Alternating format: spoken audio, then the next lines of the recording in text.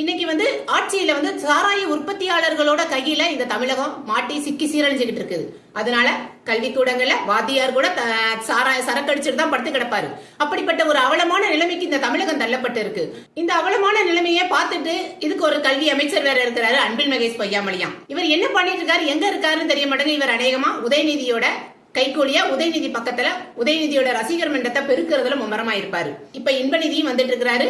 இன்பநிதிக்கும் ஜால்டா அடிக்கிறதுக்கும் இன்பநிதிக்கு ரசிகர் படைய உருவாக்குறதுக்குமான ஒரு வேலையில அன்பில் மகேஷ் மும்மரமா இருக்கிறாருன்னு நினைக்கிறேன். அதனாலதான் கல்வி நிறுவனங்களே என்ன நடக்குங்கிறதே அவருக்கு தெரியல.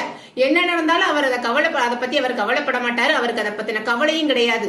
ஏன் அப்படின்னா அவருக்கு ஜால்ரா அடிக்க வேண்டியது அவருடைய திமுக தலைவர் ஸ்டாலினுக்கும் அவரோட பையன் உதயநிதிக்கும் அடுத்து அவருடைய மகன் இன்பநிதிக்கும் ஜால்ரா அடிக்கிறதுக்கே அவருக்கு நேரம் சரியா இருக்குது. இங்க கல்விக்கூடங்கள்ல சிறுமிகளுக்கு பாலியல் தொல்லை, சுகாதார கட்டமைப்புகள் கூட இல்லாத ஒரு நிறுவனமா தமிழக கல்வி நிறுவனங்கள் அமைஞ்சிருக்கு. ஆனா அதையெல்லாம் பாக்குறதுக்கு இந்த அன்பில் மகேஷுக்கு நேரம் இல்ல. இவருக்கெல்லாம் ஒரு அமைச்சர் பொறுப்பு.